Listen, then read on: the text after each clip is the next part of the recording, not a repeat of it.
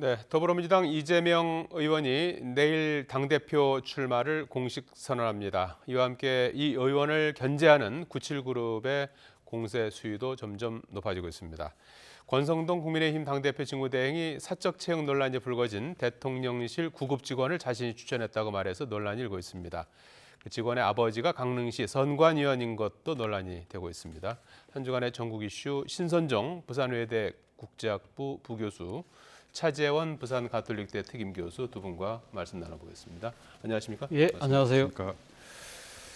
자, 차 교수님, 네. 우선 그 이재명 의원이 내일 재헌절 이제 당대표 출마 선언을 공식화합니다. 그동안 당대표 나올 것이다라는 거는 이제 네. 기정사실화돼 있었지만, 그렇죠. 본인이 직접 이제 출마 선언을 이제 하는 거죠. 예. 예. 사실은 의대명이라고 이야기를 하지 않습니까? 어차피 대표는 이재명이라는 이야기에 예. 앞서서 제가 생각에는 의대출이라는 말이 먼저 나왔던 것이 아닐까. 어차피 예. 대표는 출마한다 할 정도로 이재명 의원이 이번 당권 도전에 대한 의지가 상당히 높은 걸로 다들 관측을 했고 본인도 그런 식의 결심을 확실히 굳힌 걸로 보입니다. 그래서 예. 이와 관련해서 어제 기자들과 만나서 이번 당권 도전에 대한 이야기를 하면서 아마 상당히 간접적인 그 출마 의사를 피력하면서 있는 이야기를 했어요. 예. 우리 지금 민생이 너무 어려운데 우리 정치가 너무 지금 지나치게 정쟁에 매몰돼 있다. 예. 그렇기 때문에 아마 이런 지금 정쟁에 매몰돼 있는 이러한 전국 자체를 나름대로 타개해보고자 한다는 것이 본인의 아마 출사표의 하나의 그 이유인 것 같아요.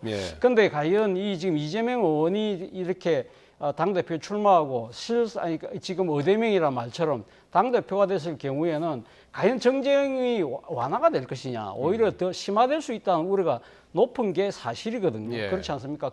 아마도 이재명 의원 입장에서는 강성야당, 선명야당을 통해서 이 지금 국민의힘 더 나아가서는 윤 대통령하고 강력한 이 지금 대립각을 세울 가능성이 높기 때문에 예. 이러한 상황에서 본인이 지금 내세우고 있는 정쟁의 이 메모를 탈출할 수 있을 것이냐 그런 예. 부분에 대한 딜레마가 분명히 있을 것 같고요. 예. 또 하나 부분은 지금 이 책임을 회피하지 않겠다. 문제를 해결하는 데 방점을 찍겠다고 했는데 그 문제 해결이라는 것은 결국은 당내의 문제. 지금 지난번 대통령 선거와 지방선거가 참패하고 난 뒤에 사실은 이 민주당을 어떻게 혁신하고 유능한 정당으로 만들어낼 것이냐의 부분인데 이런 부분들과 관련해서는 아무래도 대표가 될 경우에는 당의 혁신 드라이브를 강하게 걸지 않겠습니까? 그 예. 혁신의 상당한 내용은 아마도 인적 쇄신이 주축이 될 가능성이 높을 것인데 그럴 경우 민주당의 혁신이 결국은 친이 이재명계의 약진 또 주류교체가 아닐까라는 식의 또 반발을 살 수도 있다는 것이죠. 이러한 이 두 가지의 난제를 어떻게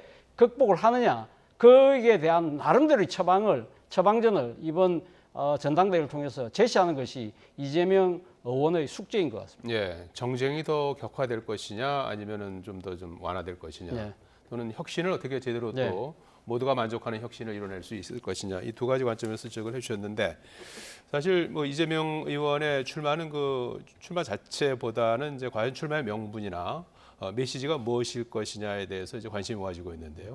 어떻습니까? 그동안에는 자신이 무건 수행하다시피 이제 말을 극도로 아껴왔었는데 이후로 출마 이후에 어떤 태도의 변화가 올 걸로 이렇게 봐야 될까요? 어떻게 보십니까? 우선 공격적으로 나갈 수밖에 없는 것으로 보입니다. 예. 일단 사이다라는 별명에 맞듯이 기존 이미지를 회복하는 데 주력하는 그런 모습을 보일 것 같고요. 예. 그리고 현재 윤석열 정부와 국민의힘 모두 위기에 놓인 상황입니다. 예. 강한 야당 이미지를 보여주고 심어주고 선명성을 분명히 하는 그런 모습을 보이기 위해서 당연히 공격적인 행보를 할 것이고요. 예. 이재명 의원의 내일 출마 선언은 대표와 대선 후보를 함께하겠다는 강한 의지로 보입니다. 예. 이 의원 측은 문재인 전 대통령이 2013년 대선 패배 후에 당 대표로 선출된 2015년 2월 전당대회를 모델로 삼고 있는 것으로 보입니다. 예. 당시에도 박지원 전 국정원장 등 민주당 일각에서 문재인 대표 선출을 강하게 반대했습니다. 예.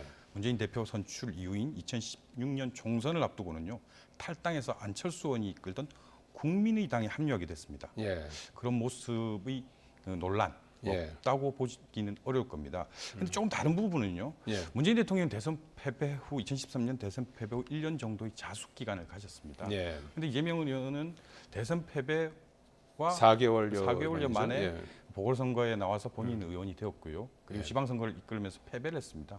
그런 논란들이 계속되고 있는 부분이기 때문에 이 부분에 대해서도 이재명 의원이 당대표 경선 과정에서 분명하게 풀어야 할 때 과제가 아닌가 그렇게 생각합니다. 예, 과거와 같은 점도 있고 다른 점이 이제 있는 그런 이제 상황인데요.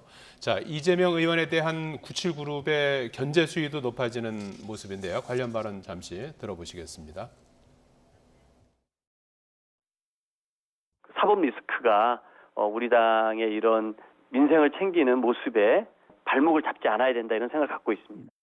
온 국민의 지지를 받는 정당으로 다시 복원되어야 된다고 생각을 하고요. 그런 의미에서 이재명 의원이 당대표가 되는 건 또다시 막다른 골목으로 가는 일이고.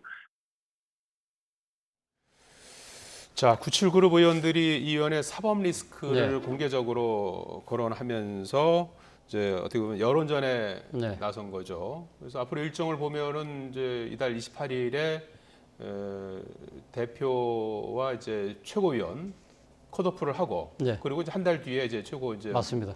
최종 네. 후보를 이제 최종 대표와 네. 이제 최고위원을 선출하는 그런 과정인데, 자 이제 한 달여 동안 이제 레이스가 이제 펼쳐질 텐데 사법 리스크가 이재명 대세론을 뒤집을 수 있는 카드가 될 수 있다고 보십니까? 저는 뭐 사실 역부족이 아닐까 하는 생각이 듭니다. 우리가 앞서도 이야기했습니다만 의대명이라는 이야기, 어차피 대표는 이재명이라는 이야기가 나올 정도로 예. 상당히 지금 그 이 전당대회 후보군들을 대상으로 한 각종 여론조사에서도 이재명 의원이 압도적인 선두를 달리는 것으로 지금 조사가 되고 있거든요. 예. 그렇기 때문에 이 지금 사법 리스크 카드를 통해서 이재명 의원에 대해서 당권을 진임을 막겠다는 것 자체는 저는 사실 성립되기 좀 힘든 논리가 아닐 거라는 생각이 드는데, 그럼에도 불구하고 이 사법 리스크라는 부분이 전당대회 내내 아마 이재명 의원의 상당히 발목을 잡는 역할은 할 가능성이 높다는 생각이 듭니다. 사실 네.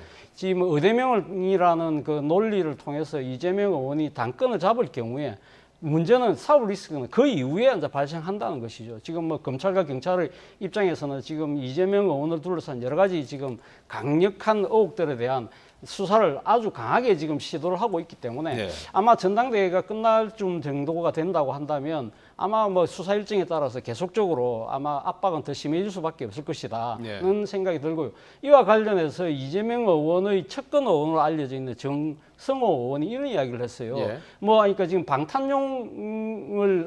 출마가 이번에 방탄용 아니냐, 자신의 사업 리스크를 제지하기 위한 그것이 아니냐고 이야기했을 때 정성호 의원이 아니 뭐 대표된다고 가면 방탄이 되느냐라고 이야기했는데 말 그대로 말이죠. 그러니까 설사 이재명 의원이 이 지금 그 당 대표가 됐을 경우에 이런 사법 리스크를 어떻게 극복할 것인가. 자칫 잘못하면 이재명 의원의 사법 리스크가 단순하게 이재명 의원의 것으로 끝나는 것이 아니라 이제는 당 대표가 됐기 때문에 예. 민주당 전체의 리스크로 빠질 가능성이 있다는 겁니다. 그가 될 경우에. 그렇죠. 예. 그럴 경우에는 민주당의 입장에서는 여러 가지 당내 혁신뿐만 아니라 대한정당, 수권정당으로 새로운 모습을 보이겠다는 부분에도 상당한 차질이 빚어질 수밖에 없다는 것이죠. 예. 바로 이러한 우려들을 과연 이번 전당대회를 통해서 얼마만큼 털어내느냐, 그런 부분도 지켜볼 대목이 아닐까 하는 생각이 듭니다. 예, 국민의힘에서도 지금 그 방탄 출마하면서 이제 그 맹비난하고 있는 상황이고요. 실제로 이재명 의원이 당 대표가 된다면 이재명 의원의 어떤 그 리스크로 끝나는 것이 아니라 어떤 민주당의 어떤 리스크로 확대가 될 수도 있을까요? 어떻게 보십니까? 이재명 의원이 당대표가 된 뒤에 예. 사법 리스크가 드러나고 예. 조사를 받기 위해서 포토라인에 서는 모습이 나타난다면 당연히 민주당 전체 리스크로 뭐 확대될 수밖에 없을 것이라고 그렇게 생각되고요. 그렇게 되면 당내에서도 여러 가지 목소리가 나올 것이라고 예상이 되고요. 예. 당내의 여러 내분도 휘말릴 수 있을 것이라고 생각합니다. 그런데 이제 경선 과정, 이번 대표 경선 과정에서는요. 앞에 차재원 교수께서도 말씀하셨지만 어차피 대표는 이재명이라는 어대명의 인식이 민주당 내에 공고히 자리 잡고 있고요. 예. 하지만 2021년 지난해 민주당 대선 경선 막바지인 10월 3차 경선에서는요. 대장동 의혹이 크게 대두되면서 이낙연 후보가 처음이자 마지막으로 큰 표차로 이기는 모습도 나타나기로 했습니다. 네. 그래서 97그룹 의원들이 사법 리스크에 대해서 얼마나 큰 목소리를 내느냐, 그리고 대장동과 경기지사 법인카드 사용 등 그런 사법 리스크들이 대한 수사 결과가 경선 도중에 예. 당대표 선거 도중에 나타나냐 이런 것도 대표 선거 이번 지도부 뽑는 선거의 변수가 되지 않을까 이렇게 생각하고 있습니다. 예, 수사 상황이 변수가 될 수도 있다. 이제 이런 말씀이신데요. 자, 이런 이제 사법 리스크에도 이제 불구하고 당 대표 적합도에서 이재명 의원이 압도적인 1위를 달리고 예. 있습니다. 지금 97그룹이 이제 대항마로 나섰는데 이제 뭐 세대 교체를 내세우고 있죠.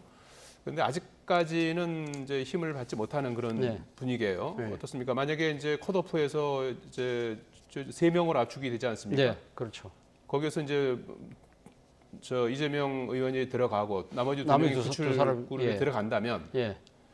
거기서 뭐 단일화를 한다든지 해갖고서 네. 좀 어떤 반전의 카드를 만들 수 뭐 있다는 97그룹 입장에서는 아마 그런 시도를 하겠죠. 예. 그러나 지금 사실은 이 정치적 변수 자체가 그렇게 크지 않을 것이다. 예. 그거 보는 것이 대체적인 관측인 것 같아요. 무엇보다도 97그룹이 상당히 뭐 주목을 받고 있습니다만 무엇보다도 제가 봤을 때는 이번 출마에 대한 명분 자체가 약하다는 것입니다. 사실은 이 97그룹이 이번 민주당의 그러니까 이 존재 이 세력으로 정치적 존재감을 드러낸 것이 사실은 이번 전대 국면을 맞아서였거든요. 예. 사실 지난 대통령 선거 끝나고 난 뒤에 사실 민주당 내에서는 이 97그룹을 비롯한 초재선 그룹들이 강력한 혁신의 목소리를 냈어야 되는데 사실 지방선거 때까지 아무도 목소리를 내지 않았지 않습니까? 오히려 대통령 선거 끝나고 난 뒤에 당 혁신보다는 민심과 좀 그 거리가 있는 뭐 검수완박 드라이브를 거는데 그런 부분들에 대해서도 이 97그룹들이 전혀 목소리를 내지 않았어요. 예. 그리고 또 지방선거, 그러니까 대통령 선거 끝나고 난 뒤에 만들어진 비상대책위원장을 맡았던 박지원 전 공동비대위원장이 민주당의 혁신을 강하게 이야기할 때 97그룹들 중에서 아마 지금 이 박용진 의원 정도 말고는 다들 침묵을 했거든요. 예. 그렇다고 한다면 그 97그룹들이 당의 위기와 이런 부분들에 있어서 왜 앞장서서 목소리를 내지 못했던가에 대한 상당한 지금 비판이 있을 수밖에 없는 것이죠. 그러니까 이분들은 그럼 정치적으로 이게 어떻게 보면 기회만 노려왔던 것이 아닐까라는 지적까지 나올 수 있는 상황인데요. 사실 이번 97그룹들이 출사표를 던지기 시작한 것이 공교롭게도 친문주자라고 할 수 있는 홍영표, 예. 전해철 의원이 이번에 출마 전대 포기를 하면서 이재명 의원 포기하라고 그렇게 이야기할 때서 비로소 97그룹들이 전면에 등장을 했거든요. 예. 그렇다고 한다면 정치적 명분도 약하고 어떻게 보면 상당히 정치적 기회만 노리고 있던 그룹처럼 보인다는 것이죠. 그리고 예. 또 한편으로는 정치적 세가 상당히 약하다는 겁니다. 지금 뭐 97그룹들이 초재선의 뭐 소장파 리더처럼 보이긴 하지만 예. 사실 이 97그룹들이 연령적 동기설 말고는 정치적으로 상당히 이 지금 이력들이 그렇게 일치하지가 않아요. 예. 그러니까 내세우고 있는 예. 정치적 가치나 여러 가지 비전이나 정책들에 있어서 과연 이 97그룹들을 하나로 엮어낼 수 있는 고리가 뭘 것인가. 예. 그렇다고 한다면 97그룹들이 설사 단일화를 이룩한다 하더라도 과연 정치적 그 끈끈한 연대감을 통해서 어대명이라는 이 대세를 깰 수 있을까에 대해서는 상당히 회의적인 생각이 드는 그러한 상황인 것 같습니다. 예, 바로 그런 그 비판의 목소리에 대한 어떤 그 뭐 해명이랄까 이런 부분들을 또 그 이번 전당대회를 통해서 97그룹이 제대로 설명이 된다면 그렇죠. 어느 정도 또 점수를 딸 수 뭐 있겠죠. 점수는 딸 수 있을 거로 보입니다만 과연 이 짧은 시기에 지금 현재의 세간의 인식을 예. 이렇게 뒤엎을 수 있을까라는 생각도 듭니다. 예,